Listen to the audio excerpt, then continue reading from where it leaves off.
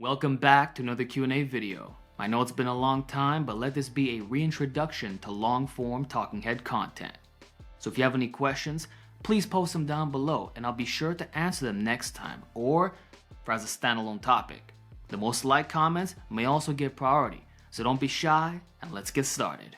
Is pausing in the stretch beneficial? Of course, and it's better to pause in the stretch than in the squeeze, because the lengthened position is the most hypertrophic part of the lift and also the most difficult on big compounds. So why not milk the deepest disadvantaged portion? Not only will it better improve strength, like pause benching for better pop off the chest, but it also enhances safety since you will lift less weight, while strengthening the weakest joint angles, improving mobility, and not relying on momentum to get the weight up.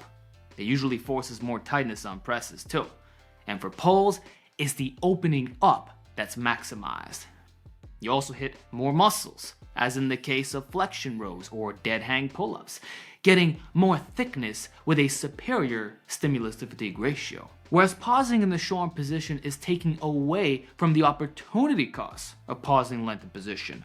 Not to mention that for a lot of movements that have a bad strength curve, you could even say skipping the top is optimal, like just doing lengthened partials. That said, the exception is if you are specifically trying to build top end strength or if the muscle has good leverage up there. So for super wide grip pull-ups, it's not a bad idea. And the same logic applies if you want to increase your 1 rep max vertical pulling strength, because getting your chin over the bar is a real weakness, similar to how equipped powerlifters are often limited by their lockout strength. It's the same occurrence with pull-ups. So doing heavy holds at the top either through pausing, isometric holds, or using accommodating resistance is smart, but probably not ideal for a barbell row. So it could be valid if it was a partial row, since you don't have to worry about the sticking point. Like I recently did this with backpack inverted rows. Here it didn't matter that the range of motion was slightly constrained because I got the way to stretch and was squeezing right before the natural sticking point, so the bottom work was never diminished. So you have to look at it on an exercise per exercise basis, but in general, pausing the stretch is better than pausing the squeeze.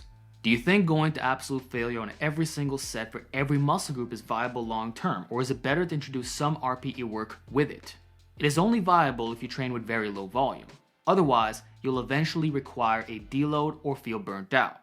Heck, I even tried it during my recent bulk with only 2 sets, and I was feeling it. Overuse would creep up faster, strength progress was slower, and my workouts would kill me. Now, if it was only for 1 set, then that was perfectly doable, but not for every single set to failure. The sole exception was small isolation movements, since those don't generate a ton of fatigue. But if you're going to train all out on big, heavy compounds, barbell squats, deadlifts, bench presses, good luck recovering or lasting long term. I tried. I couldn't do it. And remember, I'm talking about actual muscular failure, not technical failure. Basically, if you've never grinded your life away or been pinned, then you don't know what it really means to train hard, which I can tell you right now is most lifters. I know, because I often get comments like, wow, that was the nastiest grind I've ever seen, when it was really just a normal, everyday kind of set. That's why average lifters generally train with so much volume. They have to, given the fact that they leave so many reps in reserve. Maybe it's their last set where fatigue kicks in, like they can no longer sustain their performance, where the intensity goes up and then they hit failure. At any rate, what I actually recommend is leaving 1 to 2 reps in reserve, but for most sets, it should definitely be 1. This is how I trained for the majority of my lifting journey, and I found it to be perfect with my 2 sets per exercise philosophy. You'll get about the same stimulus and high motor unit recruitment, but without the additional fatigue. That said, you could go to failure for less taxing exercises or if it's your final set, But I do want to mention, because the term can be finicky, that I prescribe 0 reps in reserve over complete momentary muscular failure. So gun to your head, you know you can't do another rep, it was a slow grind, but you are not going to attempt another repetition knowing that failure is the only outcome. There can be no doubt. So this way of training to failure is absolutely sustainable long term. But getting pinned every session? You basically have to train heavy duty to get away with that. And I do not think that beats doing a little bit more volume with less fatigue. So get 6 to 8 high quality sets per workout without completely annihilating yourself. And that's about as close to optimal as you're going to get. Should I replace normal wide grip pull-ups for behind the neck? Only if you're already strong on wide grip pull-ups, as those are hard enough for most people. Just to say, I only started going behind the neck in the last 6 months, and that was to further reduce load. This way, I can stick to body weight only while being in a moderate rep zone. And it also feeds into my behind the neck pressing mobility, which I also reintroduced around the same time. Now, is this variation necessary? No.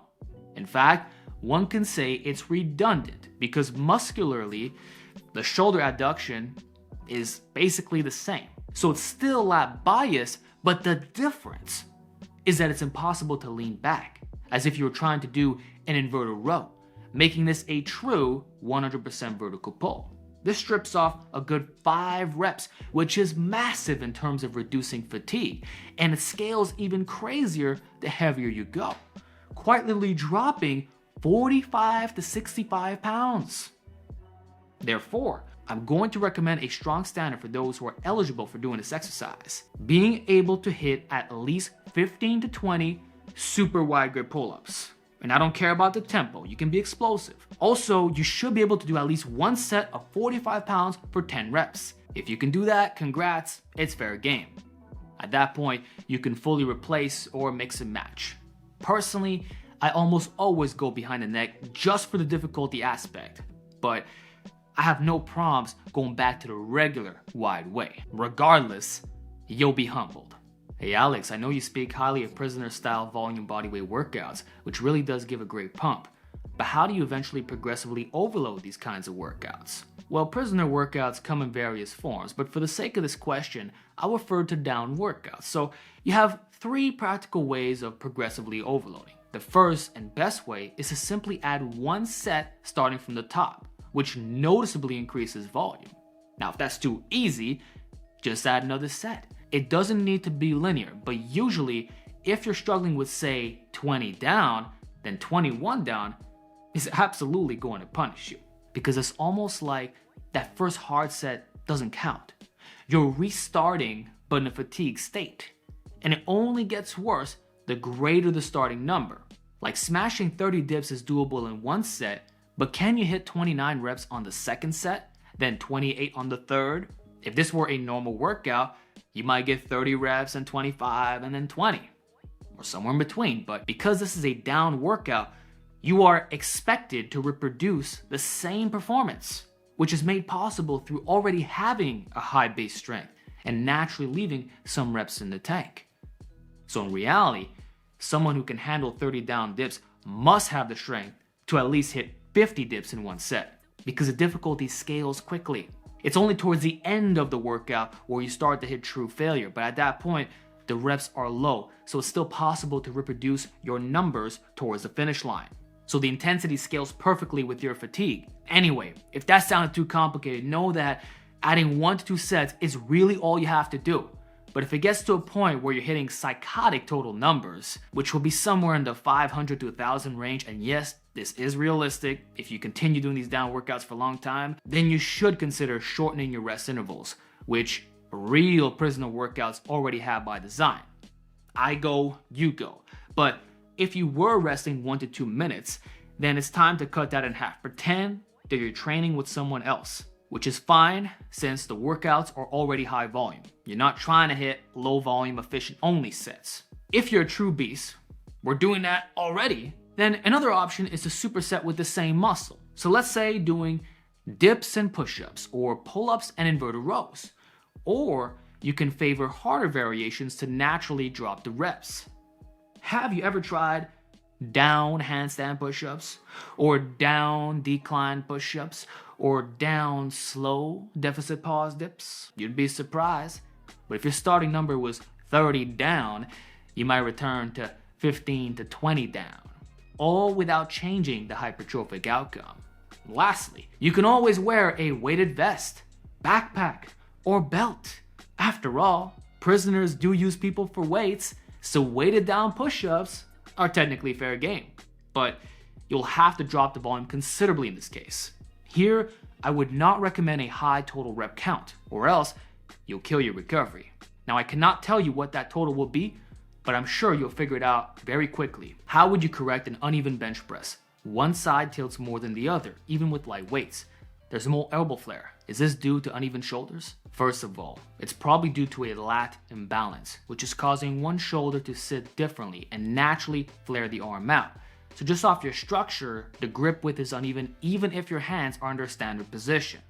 Now, there's a couple ways to fix this. The absolute best is to simply drop the load by 10 to 30% to focus on textbook form. I'm talking about controlling the negative while spreading the bar apart so that it stays level. And then you want to pause off the chest so that you can maintain 100% maximum back tightness, which eliminates the little jolts of momentum. That can sometimes cause the bar to dip in one direction. So if you just do that for the next 3 months and forget about the weight, you value technique above all else, I'd argue that even with a structural imbalance, and keep in mind, I suffer from this as well, my left lat is wider than the right, guess what? Your form will automatically be corrected. So you just need discipline and to stop rushing your reps. Then, to double down on the root cause, I'd strongly recommend adding inverted rows, which mimic the back tightness specificity of benching. Laying on a bench is the best way, but body weight works too. Or you could argue it doesn't matter at all, provided you row with a straight bar with a similar grip width orientation.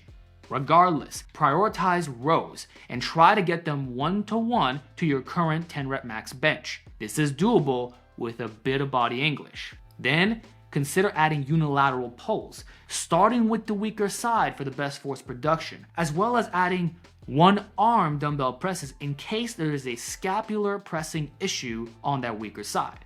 So if you use 2 dumbbells, you'll reproduce the same form, but 1 arm at a time, you have no choice but to focus. Lastly, throw in some floor presses from time to time, because no matter how bad your balance may be, the physical restriction of the floor will prevent one side from going lower, which can preserve your shoulder health and give you some tactile feedback in evenly descending. Alex, why does my ribcage hurt when I do chest supported rows? How do I brace properly? Well, you probably don't store a lot of fat near the ribcage. I've always experienced the same problem, and to be 100% honest, it is the primary reason why I rarely do chest supported rows. When I go heavy, I can't breathe, and it hurts like hell. So I've tried placing a foam pad or adjusting the seat height so that's more ab supported, but even then, it's extremely uncomfortable. And I can only last a couple of workouts before I'm like, screw this, I don't want the chest support. So I much prefer back support or none at all, which is fine if you actually work your lower back. Did you know that most of the bronze, silver, and golden era bodybuilders did not rely on chest supported rows? They had strong, thick spinal erectors, so this was never a limiting factor. And for non-chest supported rows, they would simply do less demanding variations, typically unilateral, like classic one-arm dumbbell rows. So I've kind of mimicked my training around that philosophy. I do inverted rows, dumbbell rows, and all variations of bent over rows. It's an unbeatable trio that's never failed any old school champions. Try it if nothing you do fixes the compression pain, which will only get worse the leaner you are. Personally, I don't store much fat in my serratus or sternum area. Even at 200 pounds, it's pure bone. I could wear a deep stringer and you can tap on them like it's a rock. So if you are in a similar boat, either lower the weight like crazy or switch rows. Is adding light to medium weight chains to the OHB going to be helpful for recruiting the side delts, or is it just a hindrance considering the need to balance the bar more? Or perhaps adding bands and chains to shoulder press machines would be better. For side delts, it's not going to do anything.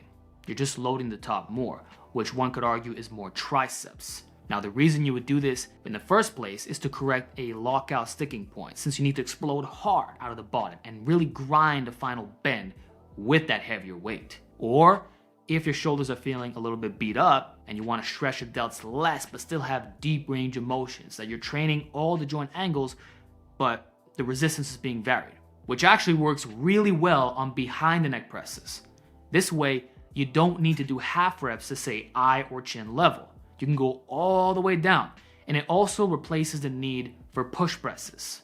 So you're still getting some good bottom work in, but it's deloaded, allowing you to recover better while continuing to build the shoulders but put more stress on the triceps. And on that note, I've also found it to be a fantastic bench press accessory, and I did a ton of chained OHP in 2021, the year I benched 405. Now, would I do this on a machine? Probably not, since most of them are more mid to short in bias. But if the strength curve was awful, or you feel like you're going to injure yourself in the bottom, then maybe adding a bit of band tension could be useful. I know John Meadows used to do this on certain hammer strength machines. Personally, I've never tried it, but all I know is that bands and chains work well on overhead press. Probably good for strongmen too. Oh, and regarding the stability thing, I've had a recent revelation that's changed my stance on this. See, once you master the movement pattern, I actually believe it's more stable, because there is a mini Smith machine effect going on, which keeps the bar moving in a more vertical path. So perhaps that's a secret benefit for multi-unit recruitment in experienced lifters. Maybe that's the true benefit of very light chain. It corrects the strength curve ever so slightly while reducing muscle damage and facilitating a smoother movement pattern. I think I might be onto something here. Do let me know what you guys think. Should novices do good mornings or stick to RDLs and stiff-legged deadlifts? They could under one condition. They need to know how to hinge. If they're bending the spine forward without shooting the butt back, essentially performing some strange standing back extension, as I've unfortunately seen in some disingenuous influencers who attempt to discredit good mornings, then there's no hope, period. You will snap your back up. But if your form looks exactly like an RDL, which it should, because they're basically the same exercise, except that good mornings have the bar on your back rather than in your hands, then I have no problems with beginners doing good mornings. Now, very little weight will be used, guaranteed under 95 pounds, but if using proper form, who gives a shit? It doesn't matter what's on the bar. It is about load magnification due to poor leverages. And just to clarify, if I'm doing ass-to-grass good mornings with only one plate, that allows me to deadlift elite numbers on any day without even training for it. But on the same day, I could also hit a 325 times 10 good morning. So we're talking about a plus 50% drop in weight by drastically increasing range of motion and providing the worst leverages imaginable. High bar, nipples to knees, it's the end game variation for getting more or less weight. And that's how I've been doing them for the last 6 months. Same time that I reintroduced the BTN work. So I'm getting crazy with this stuff, but if you're doing a normal good morning, you still won't need that much weight. And the low fatigue will make you feel like $1,000,000, not drained like from heavy deadlifts. The axial loading is far less, but not the muscular stimulus to the posterior chain. Hi Alex, do you have any advice on incorporating Mentzer style workouts high intensity for calisthenics? And since calisthenics are easier on the joints and muscular system, in general, would you advise more frequency? I would not advise more frequency. You can follow the same template, but surprisingly, heavy-duty training principles work quite well with bodyweight exercise because you can train to momentary muscular failure without needing any safety equipment in place. With push-ups, you end up on the floor. With pull-ups and dips, you end up on your feet. So there is no fear of training to 100%. You will always give your best effort. And I do believe this is a major reason why average calisthenics athletes beat average gym bros in terms of physique development. They naturally train harder. Not to mention the basic exercises themselves being hard, which can be milked for years or slightly adjusted for worse leverages and bodybuilding purposes, thus always being in the hypertrophy rep range. Then, if you introduce a slower tempo, Mentzer advocated for 242, well now, you might be hitting 12 to 15 reps tops on, say, normal bodyweight pull-ups. And for deep dips, you'll easily fail before 20. There's just no momentum, but effort was just as high on already hard exercises that have a nice bang for your buck stimulus. Now, I'm not a minimalist, but I've often said that if you just got stronger at pull-ups, then you'd have a nice back. And dips are the upper body squat. They could do a lot for your chest, shoulders, and tries. So if you get stronger on the ultimate street lifting duo, it doesn't matter if your training volume wasn't optimal. You'll get crazy long-term results. So if you do want to train like this, an upper body workout could be one set of pull-ups, dips, inverted rows, push-ups, and ring curls with ring extensions. Then you could have another day where you favor extended range of motion or harder variations like on rings, and maybe replacing one press with handstand push-ups. This way, everything is addressed. If you do that twice a week, I can see that working. All right, last question. Can you skip lat pull-downs if you do a lot of pull-ups and rows? Sure. In fact, when I got my home gym in 2018, I didn't do lat pull-downs for almost 2 years. Only the banded version for high reps, which kind of sucked, and I wouldn't say contributed to my physique at all. It was only pull-ups, heavy hip hinges, and bent over rows. And guess what? My back looked godly. In fact, I made some of the best gains ever that rivals even current transformations. The truth is, pull-ups and pull-downs are completely interchangeable. And to this day, there will be workouts where I do 0 pull-downs. I might do 2 sets of chin-ups, 2 sets of wide grip pull-ups, followed by 2 sets of rows. So the structure is always 2 vertical, 1 horizontal, but the vertical is flexible. I can do 1 pull-up, 1 pull-down, or double down on pull-ups. But I'll tell you, I rarely ever double down on pull-downs. I don't see the point unless you're pulling in a different plane of motion, like going from a sagittal hammer strength pull-down to a regular wide grip pull-down. But you see, the pull-up and pull-down combination already eliminates that redundancy, better than if you were to just change grips. And with my ghetto setup, the pull-down angle is diagonal. So by default, pull-ups are a superior complementary motion. So the only viable alternative I consider with the same arm path is switching to unilateral pull-downs. There, I could see you doing 50-50 on the volume. Anyway, don't overthink it. At the end of the day, we're talking about almost 1-to-1 vertical pulls. Do whatever you like. Long-term progression is what'll make or break you. You're still a beast if you're repping close to the entire pull-down stack. Trust. And if you're a big boy hitting your body weight for reps, that's not bad at all. And even calisthenics athletes will respect that. And there you have it, guys. Another Q&A complete. Really enjoyed answering your questions. Let's do more of these. So post your questions down below and I will talk to you all in the next one.